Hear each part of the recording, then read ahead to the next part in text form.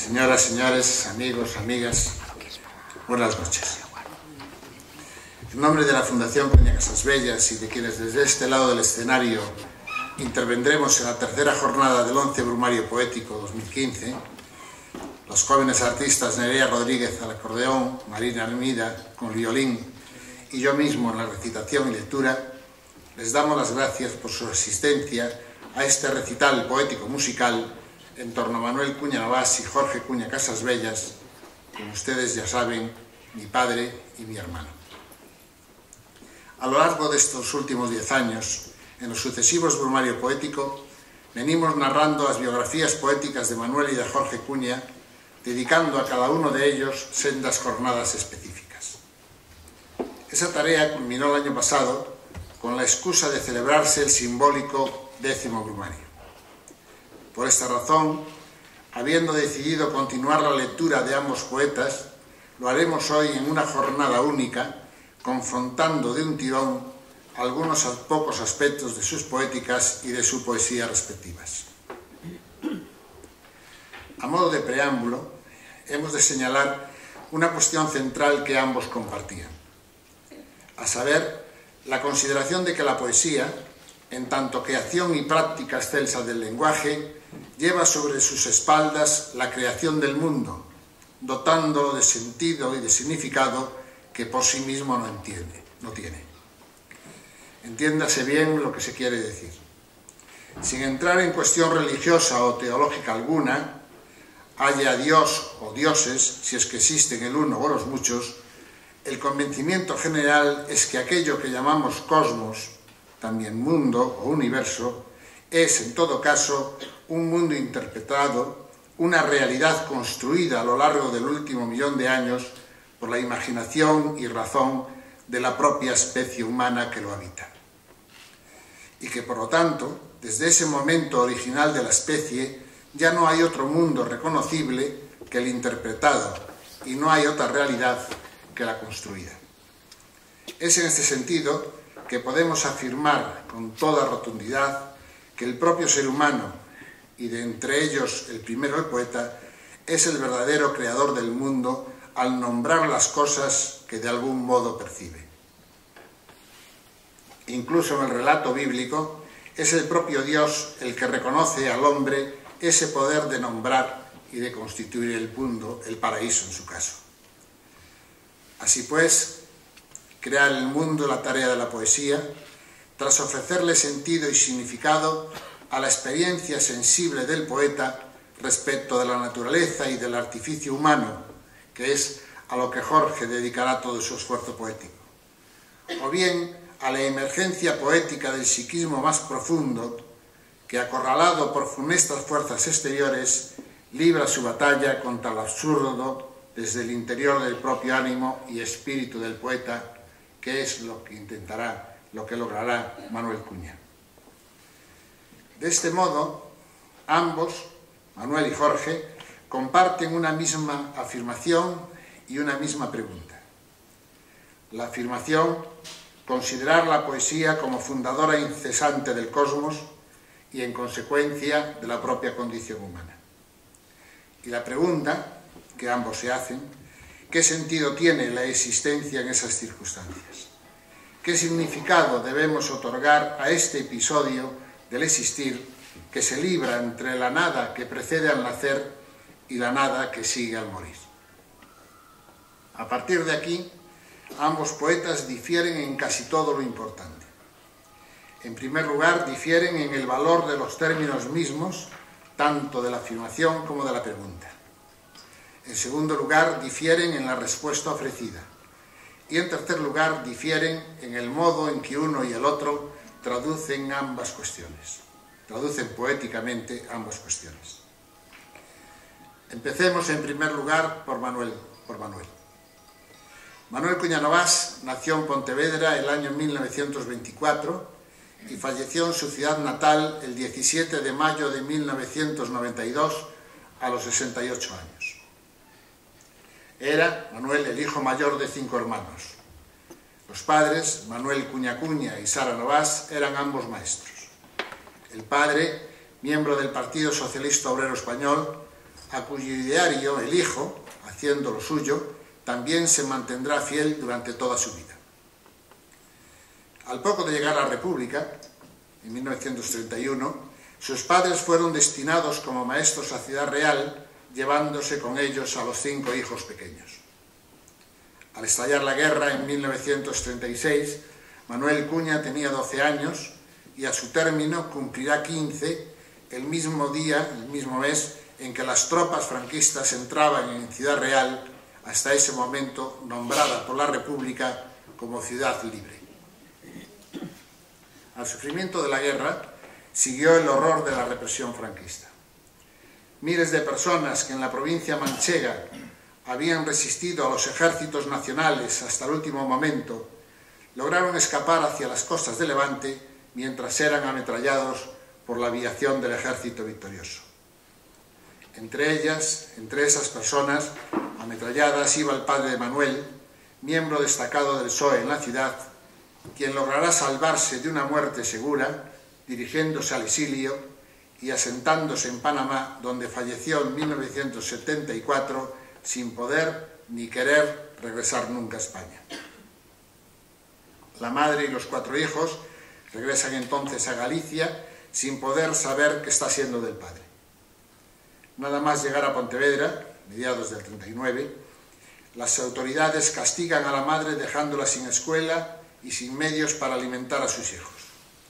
Los hermanos se desperdicarán y Jaime, el más pequeño, cuando alcance los 16 años, logrará viajar hacia América para encontrarse con su padre. Tampoco él regresará nunca a España. Manuel Cuña, que era el mayor, se referirá a estos primeros años de su juventud de este modo.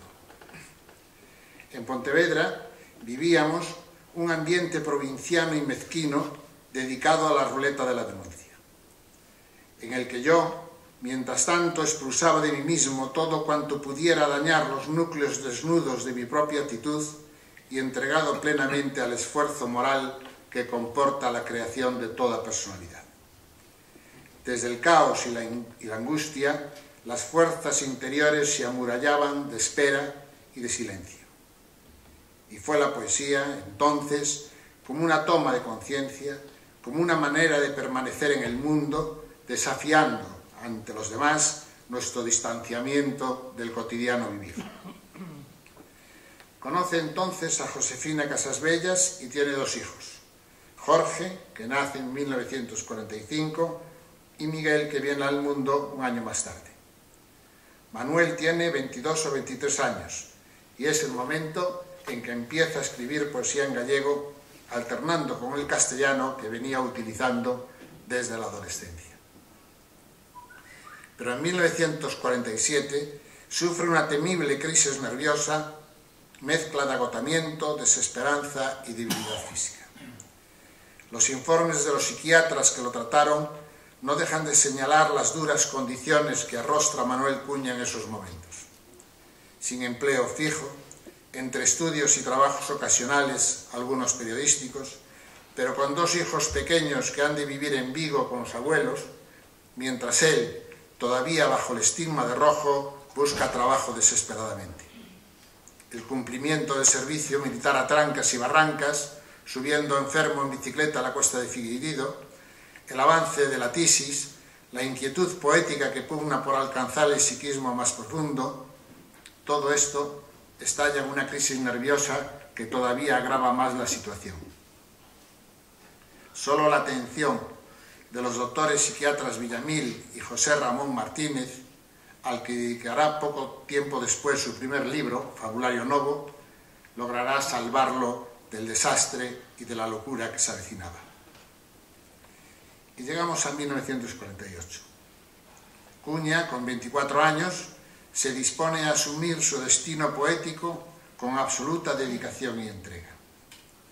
Escribe por entonces, en gallego, el poema Testimuña. En ese poema es el propio autor quien describe la dramática tarea que asume al escribir del modo y con la intención que lo hace. Ha de ser el poeta, afirmará, y no como lo eran antiguamente el sacerdote o el poder sacralizado, quien ha de llevar la carga de fundamentar la vida frente a la muerte, aun a costa de la angustia que necesariamente ha de sufrir quien acepta situarse en estado de vigilia permanente como salvaguarda de esa frontera. Quien acepta ser arrojado psíquica y físicamente a los confines mismos de la existencia, en los parajes de la locura o del derrumbamiento físico y espiritual que preanuncian la cercanía de la muerte.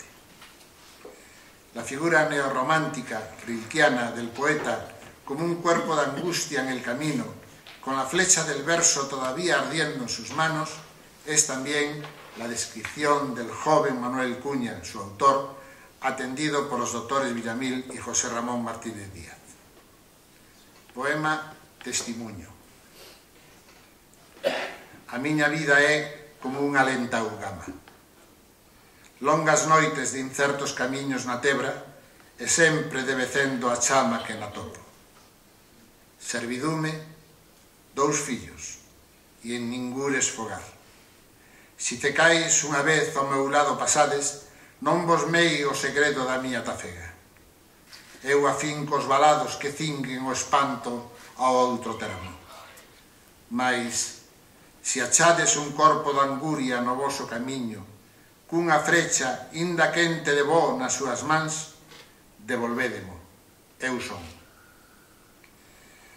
En prácticamente todos os poemas que escribirá a partir de 1948, insistirá una y otra vez en esta misma concepción de la poesía.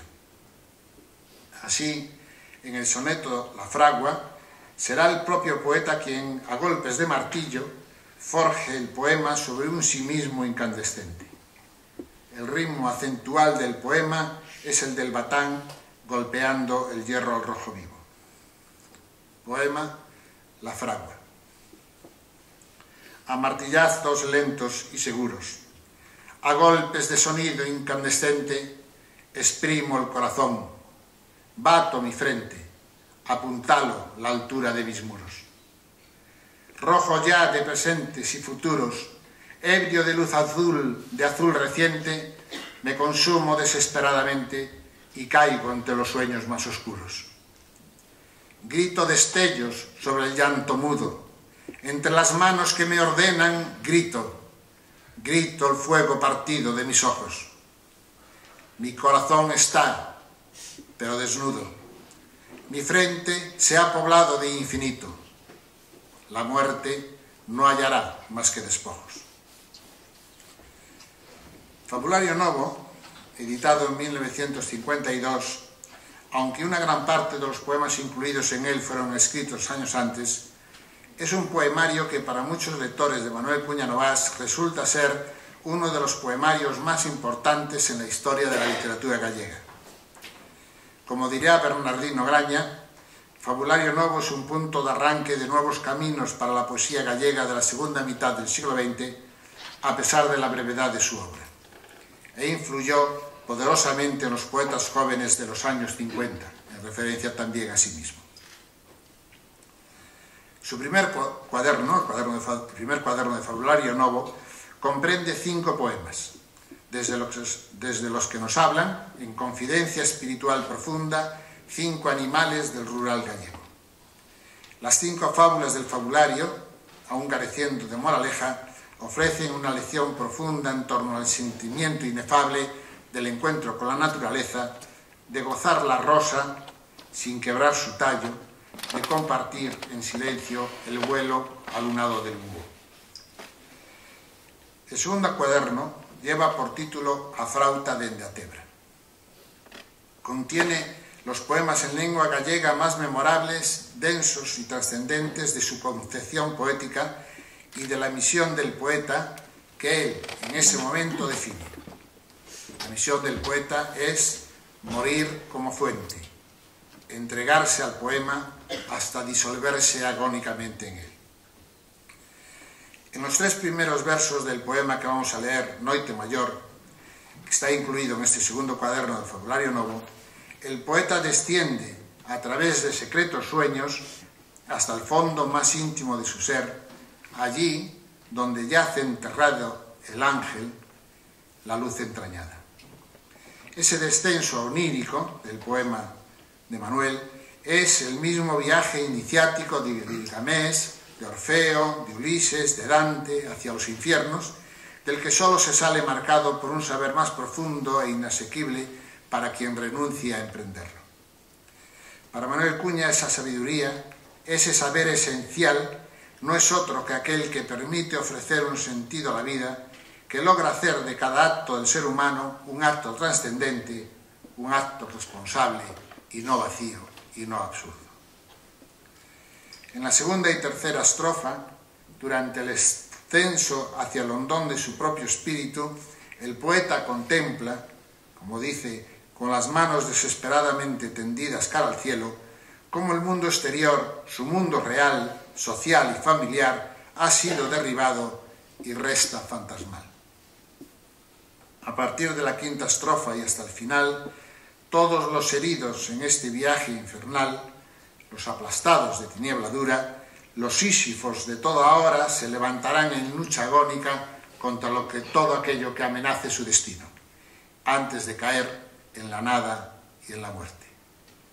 Pero lo decisivo no es la muerte, sino la rebeldía de vivir que le precede. Poema Noite Mellor. Baixan segredos sonos a escada dos fulgores ata a fosa onde enterro o meu anxo. A vela do meu leito, sin árbores e sin páxaros, é de cotío anguria, é de cotío pranto. Roda o silenzo da auga como un salaio alobre e o terror abolla nas escuras estancías. Entre a paré e a espada, seu volumen alonga, de mundo derrubado sin eixo que sosteña a outro referido de anxos e fantasmas. Cega a cinza dos astros as toupeiras escuras, sin acougo encobadas nas tebras estantías onde escorren manseniños vagalumes, na mentras as mans baleiras agoiran a distancia desesperadamente estendidas cara ao ceo. E ouvean os cans alaurados nas eiras largasías, atendendo a chamada crudel do desacougo, e furan os lagartos seus buracos de noite, mas nós, en pé, os magoados de taibradura, malia o fan de fuxir, permanecemos. Quen soporta o conxuro, a cruz da tebra sempre a costas pola clara luz da nosa vida, quen soporta a tafega noiturna dos mortos trasvoando seus eidos de corpo presente, quen soporta as cadeas que inzan os degaros na soma, o urro aluciñante imantando o silenzo e o funguido da terra que xira baixo os pés, dispara sin sentido nista soma de prantos. Ponnos de luz, Señor, érguenos da terra, feridos de piedade, arríncanos o espanto da tebra apaixoada que roe a lucenlleira, derrubado no tempo usado enteiramente. Érguenos da soma a outros eidos, ao segredo das cárceles, ao fulgor instantáneo na nosa pálida seguridade cinza. Ensume na túa chama a derradeira tafega, cando todo o que foi ameace o seu destiño, e repentinamente escaia o corpo na nada, como un tanguer mollado de campán esvaíndose. 1950 y 1951 son años de intensísima producción poética, pero también de reconocimiento social y prestigio público. Hasta 5 importantes galardones obtuvo en esos 2 años y recibió numerosos homenajes. Aún no tenía 30 años y era un escritor apreciado. Sin embargo, cuando todo parecía que iba a continuar por esa senda, supo apartarse completamente de esa jarana y a partir de 1953 no volverá a presentarse a ningún premio ni aceptará homenajes, al menos hasta muchos más años más tarde. En 1952, en el mismo año que se editó Fabulario Novo, Manuel Cuña se enrola como marinero en una pareja de barcos de Marín que iban a realizar su tradicional campaña pesquera en el barco de Gran Sol. Esta experiencia dará lugar a uno de sus más hermosos poemas. Se trata del largo poema titulado Mar de otra luz, dedicado a unos marineros de Marín. La dedicatoria dice así: a las tripulaciones del Zorro y el Zorrita, con quien participé de su pan y de su vino, de su angustia y de su libertad en lo que va de tierra al mar del sol. A Cristóbal Portavales, patrón de pesca, porque, y arrecia su furia al temporal, me dijo: un hombre, así en la tierra como en el mar, está puesto para morir. En Mar de otra luz, todo el campo semántico de la tiniebla, la noche, las oquedades lúgubres, desaparece en favor de una musicalidad cristalina y de la contundencia afirmativa de la vida. Es el patrón, dirigiendo en el barco contra la tormenta, quien sin desmayo alguno le enseña al poeta que un hombre, así en la tierra como en la mar, está puesto para morir. Y ambos saben, el poeta y el patrón, el poeta y el resto de la tripulación, que no basta tierra al hombre, camino y sepultura. No basta no ser nada y ser para la muerte. El marinero, personificación del ser humano en el poema de Manuel, trasciende con sus actos las penalidades que sufre necesariamente y eleva la acción humana al rango de destino, un destino significativo y libre. Leemos un doble fragmento de Mar de otra luz.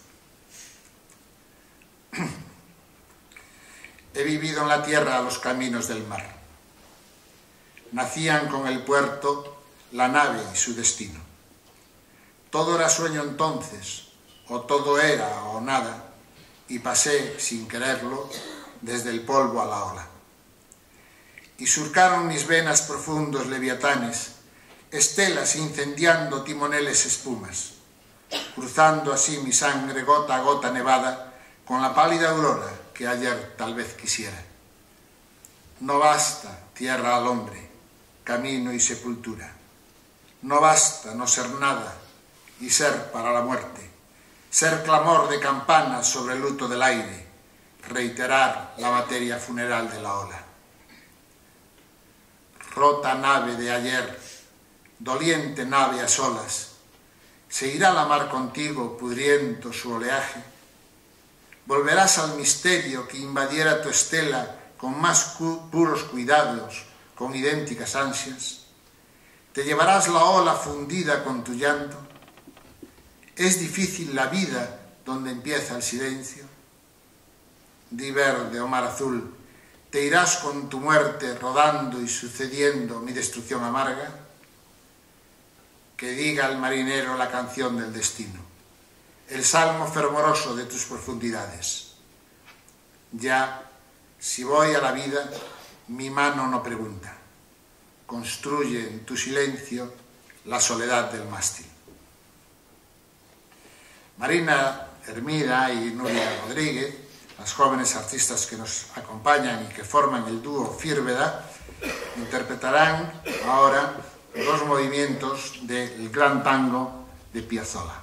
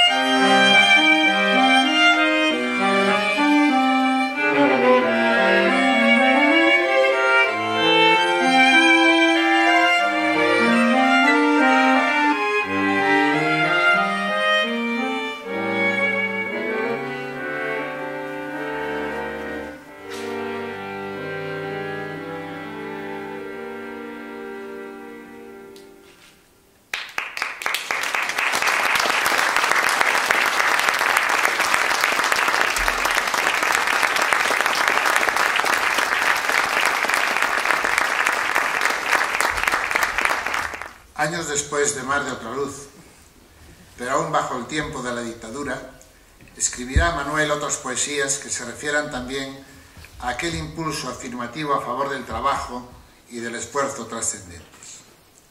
Es esta una filosofía que ya nunca abandonará, por más que una y otra vez certifique la derrota política y la quiebra del humanismo que supone la sociedad española del momento. Para decirlo con sus palabras, como Sísifo con su piedra a cuestas, cada mañana construíamos un nuevo día que al atardecer se venía abajo como castillo de naipes. O como se recoge en el último verso del poema que ahora vamos a leer, Tú, dice, resistirás sangrando más alto con tu luz. Poema Tú. Así, como siempre, ellos yerran por el caos viviente. Tú le darás la demencia hecha a ramos de luz. De aquí abajo, como siempre, tejen para todos calas. Tú soñarás para ellos libres alas de luz. Tiran, como siempre, ciegos, piedras al desnudo azul. Tú resistirás sangrando más alto con tu luz. Madrigal adolescente es un poema publicado en hoja volandera a finales de los años 50, y en él hay dos versos tremendos que, a mi juicio, definen la columna vertebral del momento y, sobre todo, justifican el por qué Manuel Cuña renunciará en ese preciso momento a la concepción de la poesía como un arma de lucha social y de exposición ideológica o militante, en su caso socialista.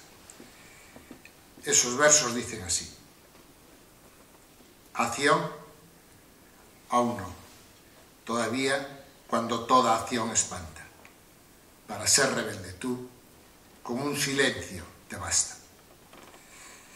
Manuel Cuña, como tantos otros cientos de miles de personas añorantes de la República, confiaba en que tras la Segunda Guerra Mundial y una vez derrotado el fascismo, los vencedores de las democracias occidentales ayudarían a derrocar la dictadura española.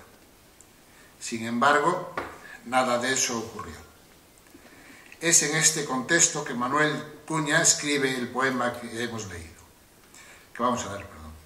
Han pasado 20 años terribles para él y para toda España, desde aquel día en que su padre, como tantos otros cientos de miles de españoles, hubo de marchar al exilio y en el que sus compañeros de clase en la ciudad otrora libre y él mismo sobrevivirán estigmatizados como rojos, padeciendo en silencio horrorizado sufrimientos inauditos. Cabe la acción entonces en este contexto, cuando en la acción se consumó la terrible resistencia de la guerra civil, los años del maquis y los fusilamientos en masa sobre tapias y en cunetas a la intemperie, la cárcel y el hambre para cientos de miles, el exilio, la emigración masiva hasta 1956 y aún clandestina. La acción todavía espanta, pero a la insurgencia durante esa espera, durante ese todavía que Manuel Cuña coloca en el centro del verso, un silencio le basta para ser rebelde. Madrigal adolescente. Justo y confiado tú, por tu sueño y por tu alma. Te ataron injustamente tu honda vocación de ala. El mundo no tiene puertas, y en el mundo era tu casa. Cárcel hicieron contigo, y del mundo fruta amarga. La sed estaba en la tierra, y para la sed el agua. Hicieron del agua sed, y de la sed gota falsa. Acción, aún no, todavía, cuando toda acción espanta. Para ser rebelde tú, con un silencio te basta. Llora, al fin, llora. La tierra renace pura en tus lágrimas. En este mismo orden de cosas espiritual, las figuras de Lázaro y de Job representarán para Manuel desde ahora una constante preocupación poética. Según la Biblia, para probar la fe mansa de Job, Dios mata a todos sus hijos. Y una vez superada por Job la prueba, Dios resucita a los hijos como Cristo resucita a Lázaro. ¿Qué muerte es esa que le fue dada en primer lugar a las víctimas propiciatorias? ¿Y qué vida es aquella que se les devuelve después? La brutal injusticia de todo esto era para Manuel Cuña evidente y estaba muy relacionada con su propia vida, con las muertes con las que el destino, ya que no Dios, le estaba construyendo. Leemos el soneto Lázaro, en el que una vez más vuelve la espinosa cuestión de qué sentido puede tener una segunda vida, abocada como la primera a la muerte y cuyo significado ya se conoce de antemano. Lázaro fui. Lázaro fui. Oscura llama hundida, llevada por tu mano a la esperanza, milagro de un destino que se lanza a prolongar el vuelo de su vida. Lázaro soy. Mi suerte repetida entre sombra y destello ya no alcanza a renovar el pan de su mudanza para dar a mi muerte propia vida. Seré Lázaro al fin, cansado y triste, con una doble muerte en que se trunca la angustia cegadora del desierto.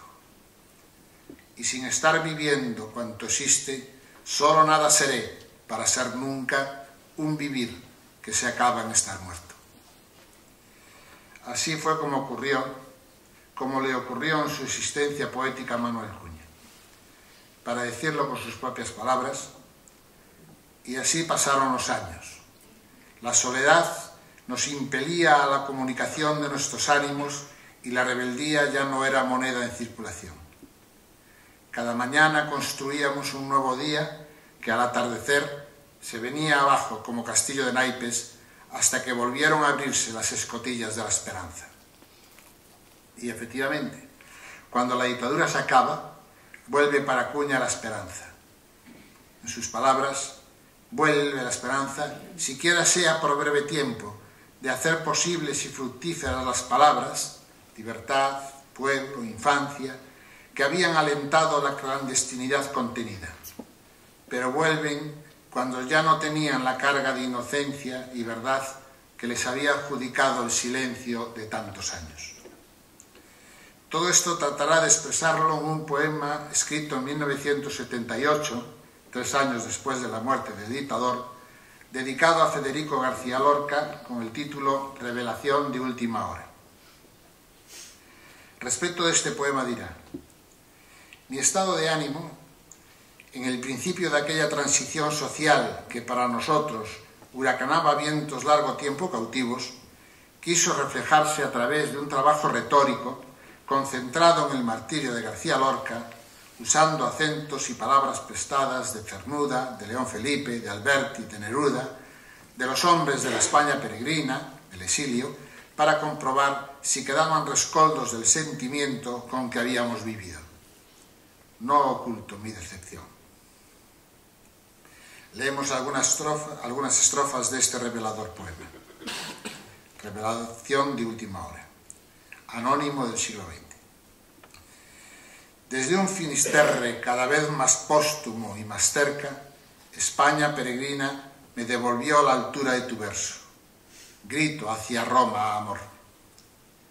Y España, agonizada en el exilio, y el estertor de España desde dentro, perdidos en el cáliz de tu muerte.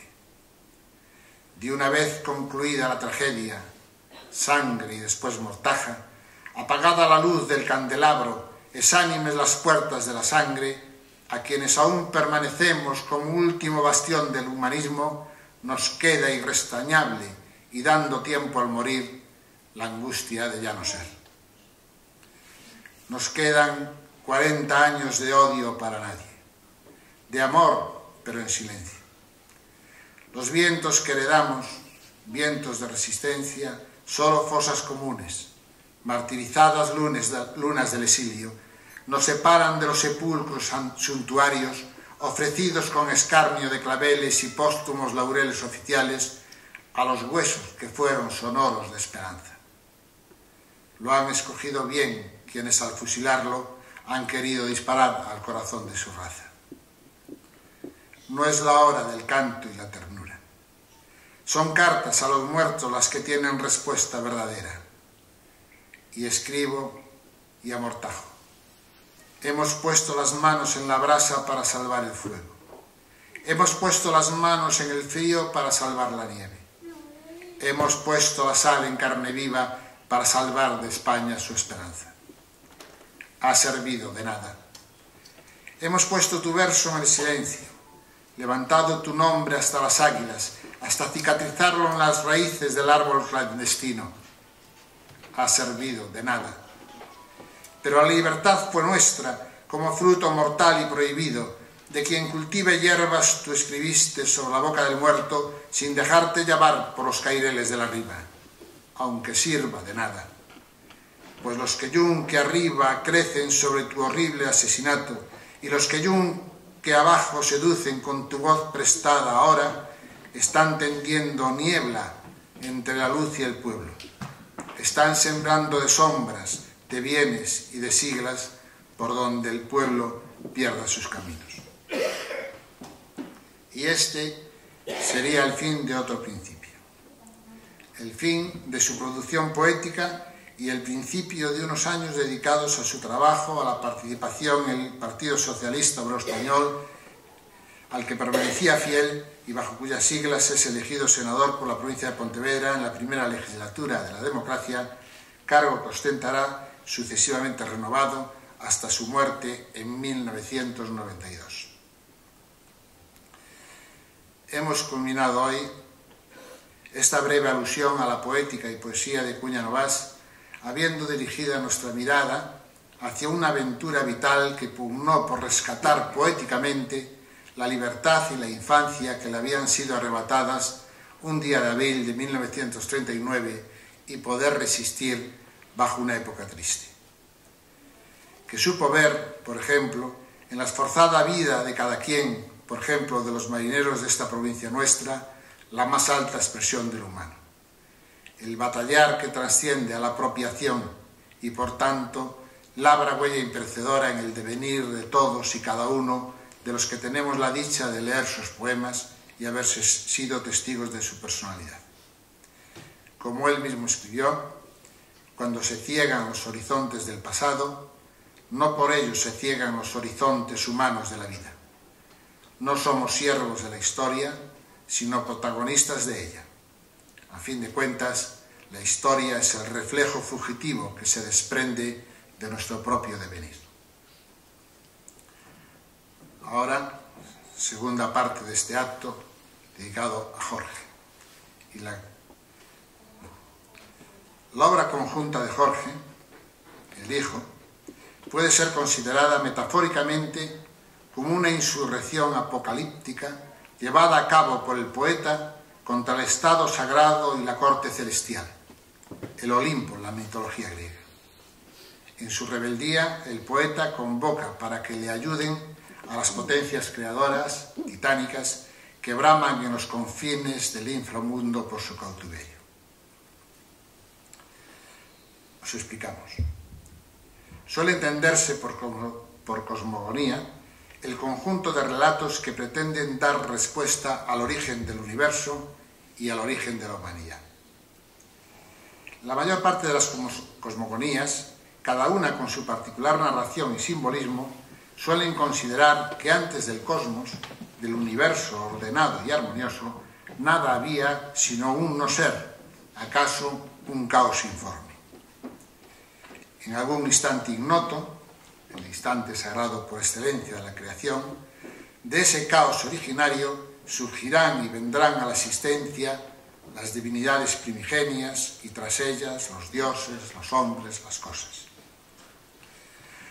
Un grupo importante de estos relatos culminan su narración con la entronización del orden en el universo, al que tanto los dioses como los seres humanos deben prestar reconocimiento y someterse. Pues ese orden deviene garante de la armonía universal así establecida. Y ello, por más que persista por siempre la amenaza insomne de que el cosmos llegue a quebrarse y todo regrese al caos y a la incertidumbre originarias. Sea la rebelión de los titanes en la mitología griega, de los ángeles rebeldes en la mitología cristiana, de las divinidades oscuras en las religiones mesopotámicas. El caso es que la amenaza al orden está siempre ahí, está siempre al acecho. A fin de conjurar esa amenaza, en todas las comunidades humanas se establecen ritos que renuevan constantemente el reconocimiento del orden divino y que la ideología del poder y la sumisión debidas se afiancen en el corazón y la mente de los súbditos. Este es el proceso que los antropólogos definen como la transformación paulatina de la sacralidad arcaica a religión, del orden natural sagrado al jerárquico entramado celeste. Pues bien, la cosmogonía y la poética de Jorge van en dirección contraria a la que es común en la mayor parte de estas tradiciones teológicas y religiosas y a las doctrinas de todo tipo, también poéticas, asociadas a ella.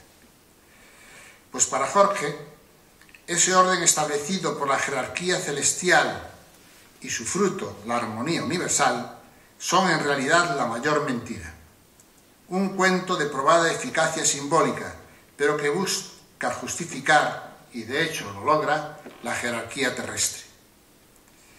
En términos profanos, el homólogo actual al orden cósmico olímpico es el orden estatal, del mismo modo que la narrativa actual homologa la genealogía de los dioses a la historia con mayúsculas. Así pues, para Jorge, el orden y la armonía exaltados en las mitologías tardías no son más que una máscara, esta sí monstruosa y funesta. En virtud de esa armonía, las bombas de Hiroshima están siempre en el orden de las cosas, como lo estuvo en agosto de 1945, en el mes y año que nació Jorge. Pero estamos hablando de poesía y no de sociología. Pues para Jorge el instrumento principal que el orden usa, no solo para instituirse como tal, sino para perpetuarse como injusticia, es el lenguaje. Pues es este el que dota de sentido, simbolismo y significado colectivos a todas las demás expresiones humanas. Para expresarlo en sus propias palabras, el poeta, como cualquier otro mortal sobre la tierra, ha de mantenerse en permanente y desigual lucha contra los códigos que transforman el lenguaje en un mero instrumento de lo útil previamente definido, en un arma en manos de muertos para extender su muerte. Tal como lo había percibido años antes su padre, Manuel Cuña, al comprender que todas aquellas palabras que habían iluminado su infancia y él había guardado celosamente, palabras como pueblo, libertad, justicia, ya no contenían verdad alguna, pues estaban en manos de obreros.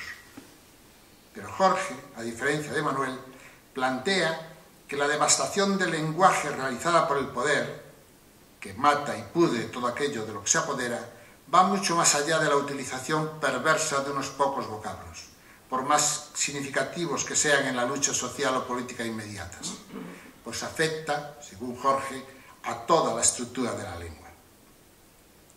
Es en este sentido que el poeta Jorge renuncia a usar en su poesía el lenguaje codificado, afirmativo, dogmático, coherentemente gramatical, pues este tipo de lenguaje es el instrumento principal y arma letal más poderosa del dios orden a batir.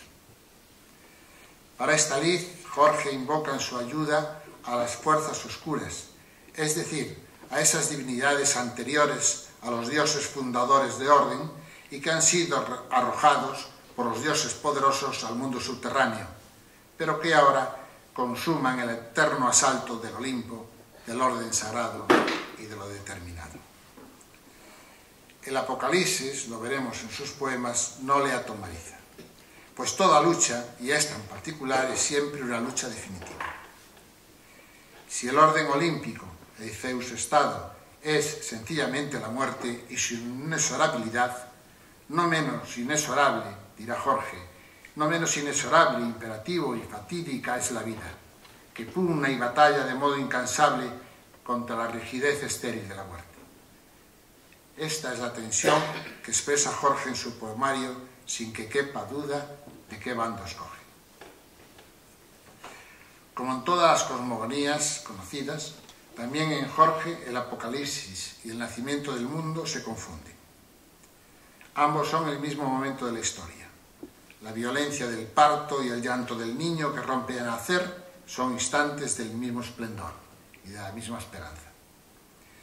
A este instante pleno, atemporal y continuo, en que el nacimiento y la muerte de todas las cosas se conjugan en un orden cósmico reconocible, en el que el Génesis y el Apocalipsis se superponen en violenta concordia, a este episodio en el que creación y destrucción no son dos extremos de una misma cuerda, sino la cuerda misma que se tensiona, en que el amor y discordia no son tampoco dos fuerzas antagónicas confrontadas en el vacío, sino dos modos de la misma pasión y de la misma inquietud, a ese instante en que el ser humano y la naturaleza, añorándose amorosamente, se diluyen el uno en el otro, a este instante, decimos, tal como la poética de Jorge se refleja, lo podemos denominar resurrección. Jorge nació en 1945 en Vigo, en una vieja casa, hoy derrumbada, de la Rúa de Santiago. En 1951 se traslada con su madre a Pontevedra, donde vivía su padre. A partir de aquí, el tiempo de la escuela, las primeras lecturas, los juegos, el instituto y, aún siendo muy joven, el primer amor. Ya durante la adolescencia se manifiestan en Jorge las primeras señales de su entrega a la poesía. No cabe duda que la figura de su padre, también el poeta, influyó decisivamente en su inclinación literaria, pues en la casa familiar la poesía era omnipresente.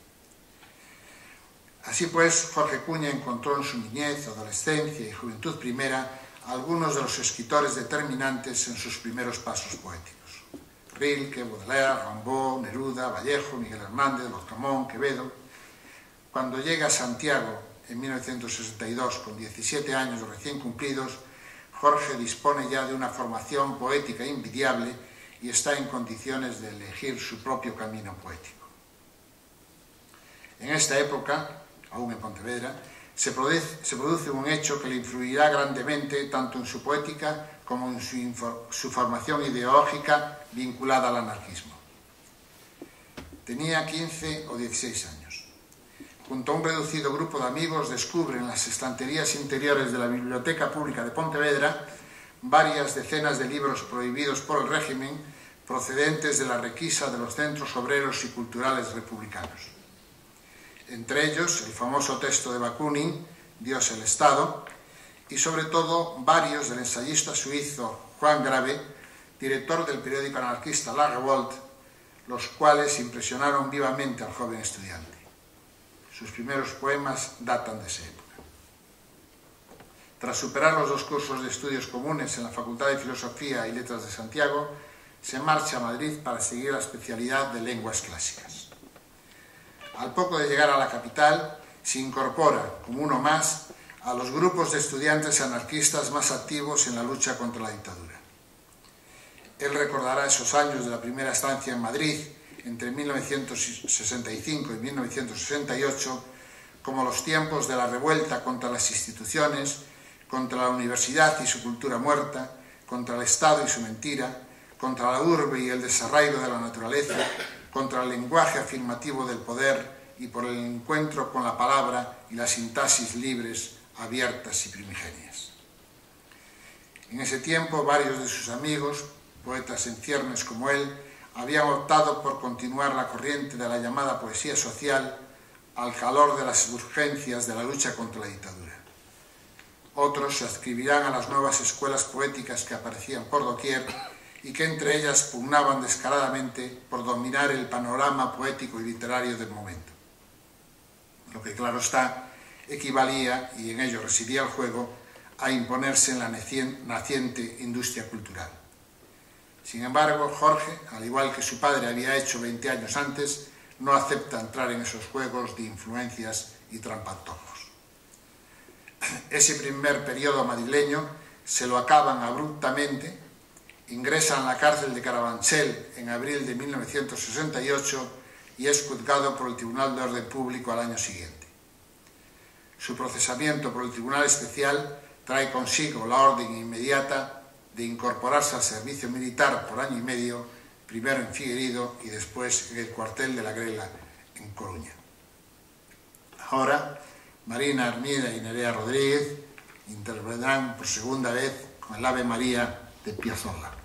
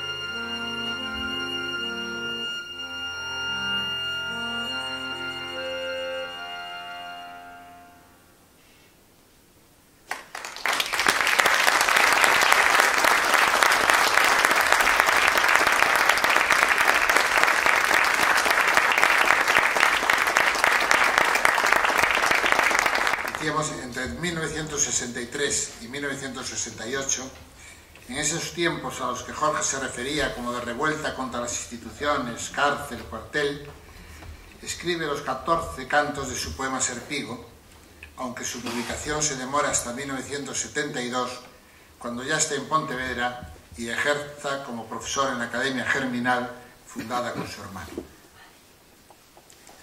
¿Qué es el Serpigo de Jorge? ¿De qué trata este libro?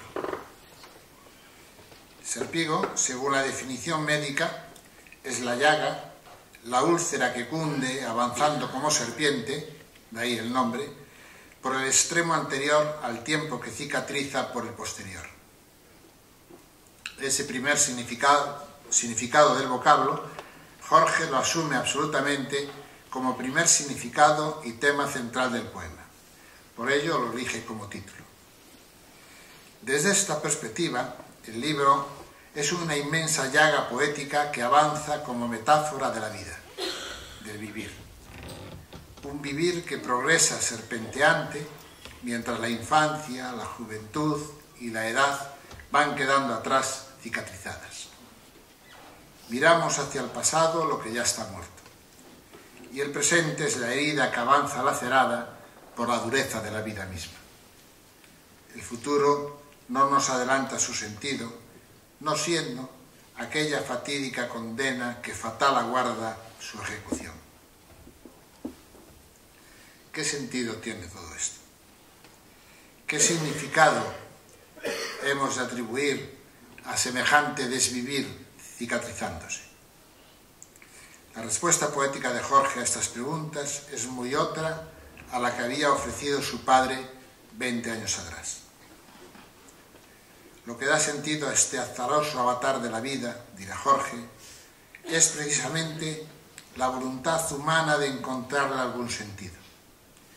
Pues el único acto que no necesita de ningún Dios, de ninguna justificación, es la indomable y fatal voluntad de ser y dotar a la vida propia de sentido y de significado.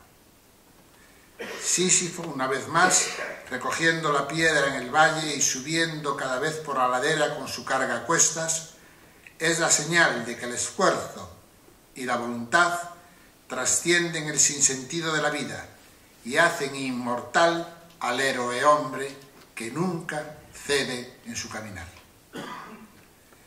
En una segunda lectura del Serpigo, de Jorge, nos remite a otra cuestión que también encontrábamos en Manuel bajo las figuras de Job y de Lázaro, la resurrección. Pero Jorge pondrá esta figura bajo los signos de las leyendas de Fénix, el hombre ave que renace de sus cenizas, y de Apolo, el dios de la luz y también señor del oráculo y de la serpiente. El mito de ave fénix y sobre todo el relato de Apolo y la fundación del oráculo de Delfos caminan por todo el poema de Jorge. Veamos la segunda de estas leyendas a la luz del poema. El nombre de Leto, la madre de Apolo, hacía referencia en griego antiguo a la noche, a lo que está oculto, a lo que no se deja ver. Según se describe en la mitología griega más arcaica, Leto, la noche, fue violada por Zeus, el señor del Olimpo, quedando preñada de dos gemelos, Artemisa y Apolo. Es decir, la noche queda preñada de los dioses de la luz, vale decir, de la luz misma. Llegará la hora en que las puertas de la noche se abran y de su vientre rasgado alumbre el alba, tal como sucede cada día ante nuestros ojos. Cuenta el mito, en un bellísimo episodio que tiende a dulcificar la violencia poética de imaginar la noche preñada de luz, que enfadada Hera, la celosa esposa de Zeus, amenazó a Leto con la imposibilidad del alumbramiento. Para ello puso a buen recaudo a la diosa del buen parto, impidiéndole asistir a la embarazada, y proclamó airadamente por todo el cosmos que convertiría en un yermo arial cualquier lugar que ofreciese cobijo a la pobre preñada. La sufriente Leto, sin poder parir, deambula por todo el Mediterráneo lamentándose hasta que un peñasco, el peñasco Delos, la acoge. Se trata de una isla que el mito describe con los mismos términos, exactamente los mismos, que lo hace el poema de Jorge. Es una isla náufraga y solitaria, pues nacida de un golpe de tridente del dios del mar, navega a la deriva y no está anclada al fondo submarino, ni nada le sujeta a ningún suelo. Es una isla yerma y desolada, en la que, según se relata, ninguna flor podía retener sus pétalos. Solo una palmera de alto destino y abortados frutos erguía en Delos su esbelto tallo hacia el inclemente cielo. Esa isla, que de tan mísera nada tenía que temer de la venganza de Hera, acoge a la pobre Leto, mientras los dioses liberan a la diosa de buen parto y la noche puede así, entonces, dar a luz a la divinal pareja, Artemisa y Apolo. En una profunda grieta del monte Parnaso, cerca del manantial conocido como Fuente Castalia, vivía la diosa serpiente de los mundos subterráneos, Pitón, hábil en descubrir el pasado oculto y el emboscado porvenir. Hera, furiosa por el parto de Leto, exigió a la serpiente, que todo lo conocía, que descubriese el lugar en que permanecían escondidos Leto y sus hijos y la matase. Sin embargo, fue Apolo, armado con un arco, quien voló desde Delos a Delfos y disparándole una flecha mató al dragón, apoderándose de sus poderes oraculares. Desde ese día, Apolo, la luz, es también Apolo Pitio, el dios oracular del más importante santuario de este tipo en la Grecia clásica. Es el dios serpiente, dispensador del veneno que mata y también del veneno que cura, y sobre todo el dios que provoca las plagas y la peste y al que también han de recurrir los mortales para que las detenga.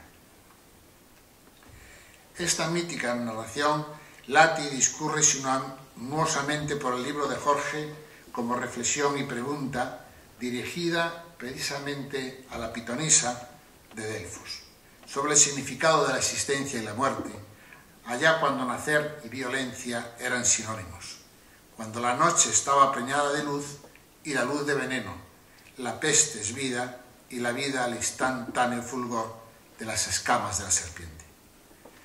Los cantos primero y segundo del Serpigo referencian la danza cósmica de las serpientes en el cuerpo de los hombres, en la tierra y en los cielos, y el nacimiento de Apolo, del mismo modo que su himno final, el 14, termina con la descripción de la muerte de Pitón y la asunción triunfante del oráculo subterráneo y la oscura sacralidad de la serpiente por Apolo, por la peste. Leemos los dos cantos primeros. Canto primero. Cadenas de serpientes oprimen largas avenidas de cristales, vasos azules y venas blandas por heridas. Venas blandas en los cuerpos unidos de los hombres, en el vientre desnudo de la tierra, y venas blandas en la piel vidriosa de los cielos. Y todo apretado en un corazón solo y ahora seco. La sangre caída y coagulada en el lomo de las serpientes. Ya no queda más que despojos, prindas disueltas en el aire. Y en el espacio un largo anillo dilatándose, un círculo, la última apariencia. Canto segundo. Miles de sueños giran en torno de las paredes, buscando aires lejanos y marinos, magnitudes todavía no alcanzadas, espantos todavía no medidos. Pero todo está aquí anclado en embriaguez de metales y cadenas, en herramientas aún no usadas, en perdidas construcciones y en orgullos y números decapitados. Aquí está todo anclado, en esta isla cercada, solitaria y náufraga, entre las constelaciones soñadas en las que crece estéril el hierro de la palabra. La naturaleza se disfraza en un contrapunto de orgías y aves arrebatadas. Los huracanes y las olas juegan su pantomima. y la risa y la marioneta y el bufón se despiertan. Las paredes se estremecen y la isla se sumerge cercenada en los hondos pantanos de su burla. Los océanos se funden, danzan la acrobática danza de la muerte y se pierden curvándose en remolinos grotescos. Y en el encerado negro de la noche queda quebrada la tiza para siempre. Mientras tanto, una vez acabado el servicio militar y libre ya de la amenaza del Tribunal de Orden Público, Jorge regresa a Pontevedra en 1971, donde fijará su residencia por unos años. En esa época se gesta el que será su segundo libro, Moloch, editado en 1976. ¿De qué clase de experiencia participamos al leer los 3 himnos poéticos que conforman el Moloch? En el lenguaje convencional se enfrentan los seres humanos a la naturaleza. A lo producido por el hombre le llamamos artificio, artificial, y a lo propio de la naturaleza, natural. Pero si, como antes decíamos respecto a la poética de Jorge, lo artificial y determinado lo consideramos como un atributo del orden y la jerarquía, y lo natural, la naturaleza, como un atributo de la libertad primigenia y la pulsión creadora que todo vivir exige, no cabe duda que estamos frente a una dramática cuestión: la tensión entre hombre y naturaleza, permanentemente contradicha por la evidencia existencial de que los seres humanos somos también naturaleza, del mismo modo que, como habíamos afirmado, la naturaleza es construcción, ideación, creación por el lenguaje del hombre mismo. Esta tensión entre hombre y naturaleza estalla en Moloch con una fuerza incontenible, como antes lo había hecho en Serpigo. Pero si en Serpigo esa tensión se expresaba como pulsión de vivir en un mundo que amenazaba carecer de sentido, en Moloch esa misma tensión se expresa mediante una doble intuición estética: la de la experiencia poética de la nostalgia y la pasión del arraigo. Nostalgia de la naturaleza y pasión del arraigo en ella. En Moloch continúa el mito de la serpiente, pues Jorge, para el enfrentamiento con el artificio y la muerte que significa el orden celestial, el mayor artificio que cabe imaginar, convoca en primera instancia a la serpiente y con ella a las fuerzas originarias de la naturaleza. Invoca al sol, a la tierra madre, a la tierra tumba, al profundo mar, a los bosques de algas originarios, para que todos ellos acudan al llamamiento del Hijo, que ansía conocerlas y así a participar con ellas en la batalla final. Pero todo es irreal, pues el hombre yace desarraigado de aquellas fuerzas a las que llama tan desesperadamente. Moloch, fragmento del canto segundo. Vientos y bosques agudizan las flechas de su ira. Las aves y las aguas, burlesca, danzan la locura desterrada de los hombres, y vosotras, águilas celestes, mensajeras de las cumbres, extraños habitantes, las garras afiláis y florece la muerte.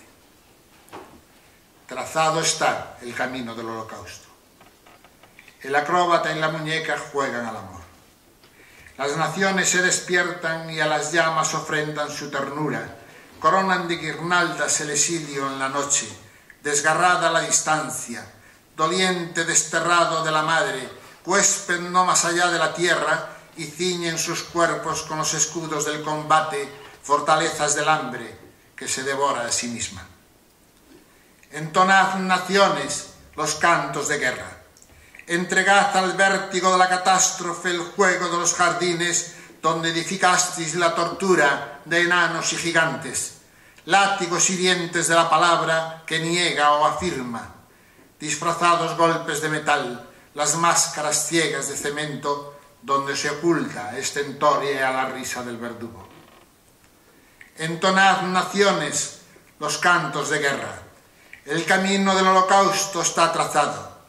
Resplandeced un instante entre las llamas espirales, volved el rostro cercado por la serpiente arcoíris a la catástrofe y la muerte de los pueblos sea definitiva. Que el banquete de lo nacido se disperse a los vientos. El hacha primordial corte el árbol luminoso de la existencia y estéril se derrame la savia por mundos innumerables. Azotarán las montañas tempestades de sal y azufre, herirán las llanuras, abrirán rojizas llagas donde crecerá lo maldito para la tierra. Sexotum batú, ya desunida de lo nacido, engendrarás estertores, rechazarás lo que vive en tus entrañas, y tú, ya desunida de lo nacido, la mortaja solo puede cubrirte, y devorarás como cadáver lo que habita en tu vientre. Que los días y la noche se desvanezcan, que fluyan los ríos sin destino, sin nombres ni palabras. Fluyan sin destino los ríos en lo incierto. En 1977, Jorge sale de Pontevedra, primero hacia Madrid, luego hacia Orihuela, y en la ciudad alicantina cofunda la revista poética Empireuma, que todavía hoy sigue publicándose. Después regresa a Madrid, donde publicará su tercer libro, Mantis. Son años muy difíciles para Jorge desde el punto de vista personal, en los que se agrava su cada vez mayor dependencia del alcohol. Mantis es el único poema de Jorge que no tiene la estructura propia de una celebración ritual e ígnica, pues se trata de una elegía en verso libre, evocadora de dos amigos, muertos ambos en trágicas circunstancias. Ignacio Aldecoa, sobrino del conocido escritor que lleva su mismo nombre, que en un amanecer suicida se abrió las venas, y Antonio Sendino, al que atropelló un camión desconocido venido de la niebla y rumbo a la niebla. Ignacio, Antonio y Jorge compartían la misma pasión por el ajedrez. Cuando Ignacio Aldecoa estaba preso en la cárcel de Carabanchel, lo habían alojado en la celda contigua en la que estábamos Jorge y yo mismo. Jugaban entonces al ajedrez dando golpes en la pared según un código que habían establecido entre ellos. Cito estas circunstancias porque están muy presentes en el poema y conocerlas facilita la comprensión de ciertas metáforas contenidas en el fragmento que hoy leeré. El poema, como en Serpigo o en Moloch, se adentra en el espacio intemporal de la muerte, la cual permanecerá batiendo sus fatídicas alas a lo largo de todos los versos hasta el insólito final, en el que los amigos muertos habrían conquistado la inmortalidad, sea cual sea la forma de existencia que los habite. Dice el poema, finalmente. Inmortalidad fuisteis, conquistada en perseverante deseo gratuito. Perseverante deseo que nunca desfallece, permanecerá imperecedero por siglos de siglos, en cualesquiera que hubiera otras existencias. Cuando oímos el término mantis, que da título al libro, enseguida la mente se nos va al insecto cuya hembra devora al macho tras la cópula. Pero lo cierto es que en el poema de Jorge le corresponde más bien el otro significado que tiene en griego y en castellano. Mantis es el nombre que se daba a los adivinos, y es también la raíz de tantas palabras españolas relacionadas con la adivinación, como quiromancia. Mantis se refiere en Jorge a la adivinación intuitiva, inspirada, propiamente poética, de la muerte y de la inmortalidad. El resultado de este preanuncio del futuro transforma para Jorge la vida en una aventura hacia lo que en definitiva habrá de suceder. Y nunca esa aventura es más plena y pura para Jorge que en la evocación de los amigos muertos, como lo había sido 7 siglos atrás para otro Jorge, Jorge Manrique, la muerte de su padre. A lo largo del poema, Jorge trata diversas declinaciones relacionadas con los mitos de la muerte y en particular de la muerte suicida. La primera de esas declinaciones es la del jugador que entabla contra la muerte una partida de ajedrez, sabiendo que al final la victoria será siempre la de su contrincante. El segundo mito que aparece es el de Abraham, que se dispone a matar a su primogénito Isaac sin reconocer que su hijo era a sí mismo, como dice Jorge en el poema. Después siguen otras variantes, entre ellas el mito de Narciso y Eco, el barquero. En todas se reflexiona, cada uno en su propio modo poético propio, sobre la existencia, el deseo y la muerte. Fragmento inicial de Mantis. Despertad a los muertos, tañían las campanas, y entre ellos aquel que tan cerca estuvo ahí de la ternura, tocando la nada que la existencia le ofrecía, pues abrir no rechazaste las venas al viento. Cuando temblores fueron azules cortinajes, cuando trenzas de oro quisieron corporales arrancar de tu frente trágica memoria, acaso plácida nostalgia de lejanos esponsales, apenas llamándote ignorada dulcedumbre, coronas de flores nunca imaginarias, sí estiércol revolviéndose en la tierra, abriste las venas al viento una no deseada amanecida. Vuelve, recuerda, fuiste, era la cárcel, fuiste en la pared contigua invocado, dime los golpes, peón, 4, rey, y era la vida, no sé qué gesto fue la muerte. Recios ventanales repiten incesantes, nudillos en los hierros que abortan esperanza. Qué horror de campanas, mustios los tormentos, qué crueldad en ti y a ti que os nombro, amigos míos, en lo más ilimitado de la ausencia. Puso extrañas melodías en vuestros labios, visiones amargas que abandonaran vuestros ojos. ¿Quién os llama? Venid a la palabra que busca el encuentro. Vuelve, fuiste en la pared contigua invocada. Hablaremos de deseos que ya no pertenecen a los hombres. Recuerda tú también, recuerda, amigo mío, siéntate en la mesa, ignorabas las palabras, los hilos torpes que tejen árbol a tierra, tierra, cielo y cielo a la llamada. Signo de Abraham caído en tu frente. Ignorabas las palabras. Había cumplimiento. Mata siempre el padre en su deseo a hijo que no reconocer a sí mismo. Rechazaste el crimen y tú la víctima, Isaac de los más altos amores, sin preguntarse siquiera si era la nada o sueño de la nada lo que dejabas vivir. Ni los ángeles detienen la mano del verdugo si el milagro los espanta. Siéntate a la mesa, amigo mío. El tablero de ajedrez está dispuesto. Nuestros dedos mueven como hilos engañosos marionetas de un imposible condenado. Se desplaza o el caballo, juega el peón o la torre, gesto definitivo, no atrás. El error era la culpa, solo el azar ama tanto lo determinado. Sabíamos a veces, frecuenta el sacrificio, último júbilo irrepetible, el beso más tierno de la muerte. Disculpad, amigos, hondo sufrimiento, mi audacia, si os llamo y os quisiera tan cerca de mí, en esta segunda destrucción. ¿Quién quisiera retornar? Reclama aquel que pone habitáculos al muerto, cuando único vosotros decís la existencia.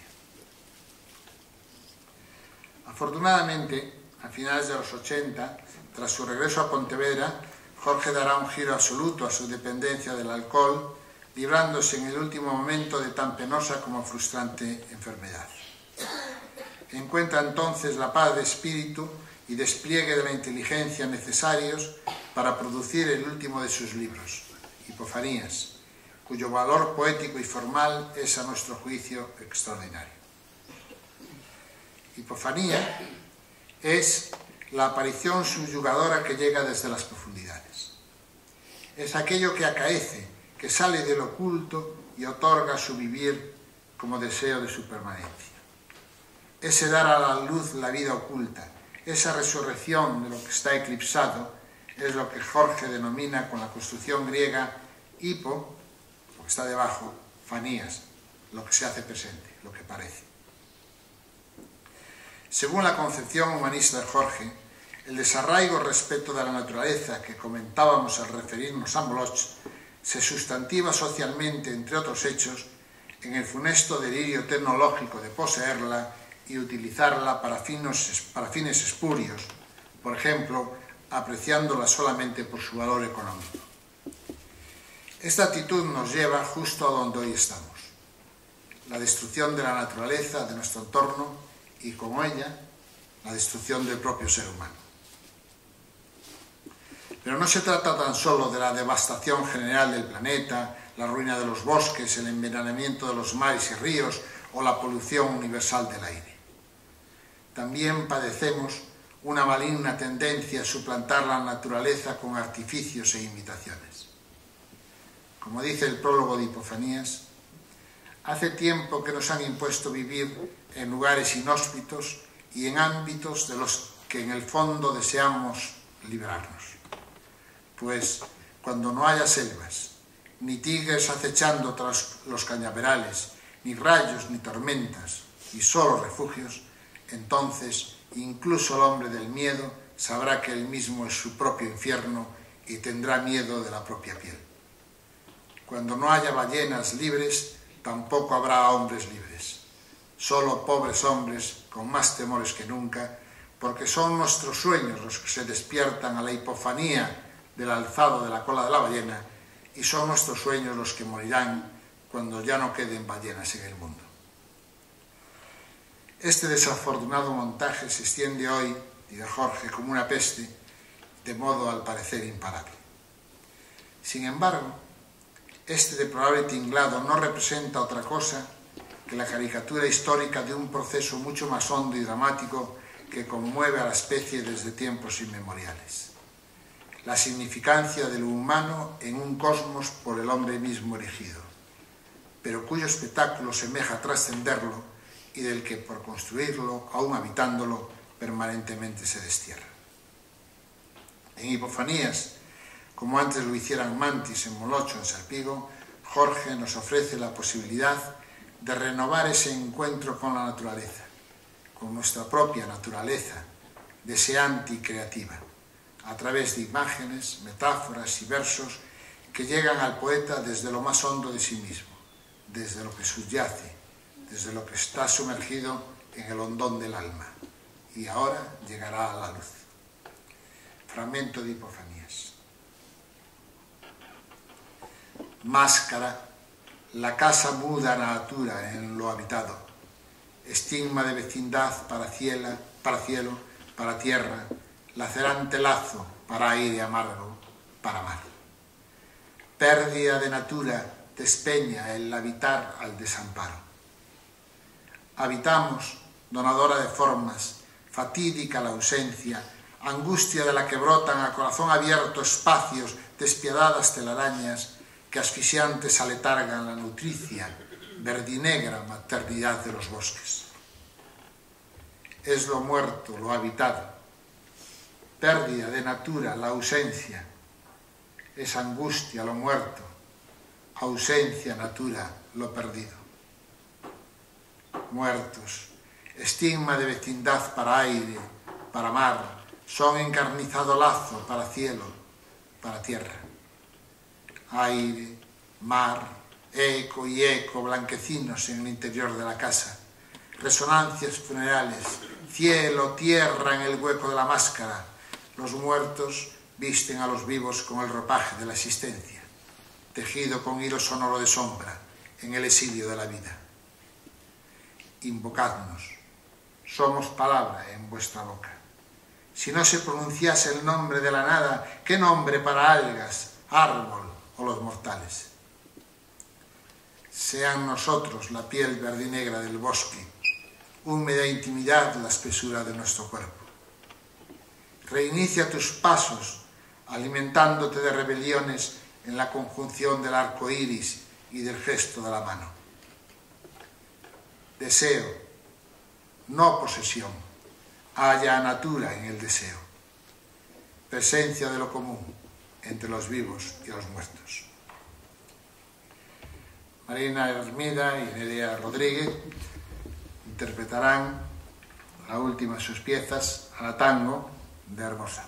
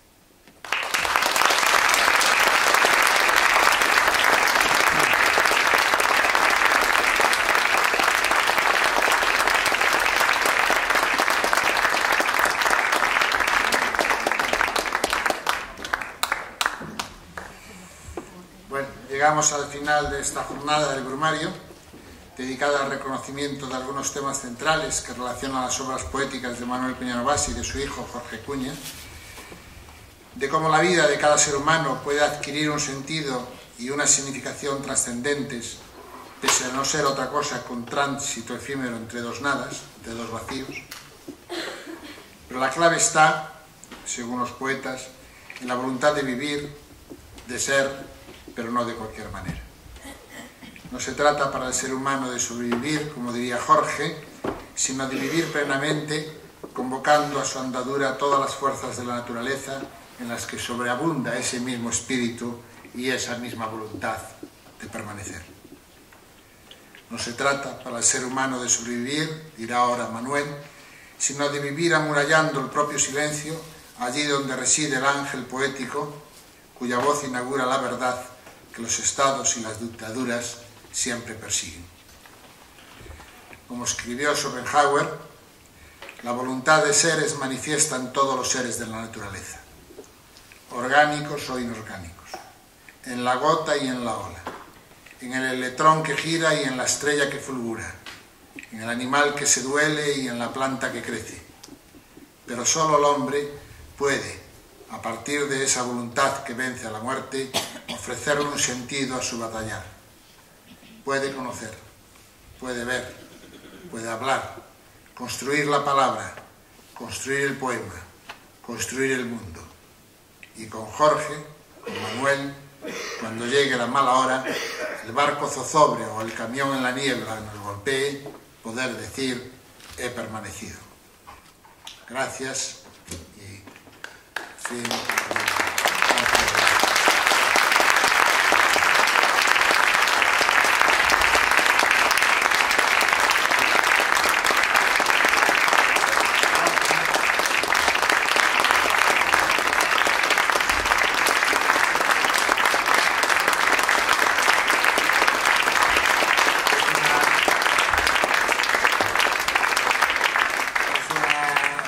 Y una esperanza poder contar con jóvenes como las dos intérpretes de esta noche. En fin, les agradecemos enormemente su presencia y aplaudimos fuerte su belleza.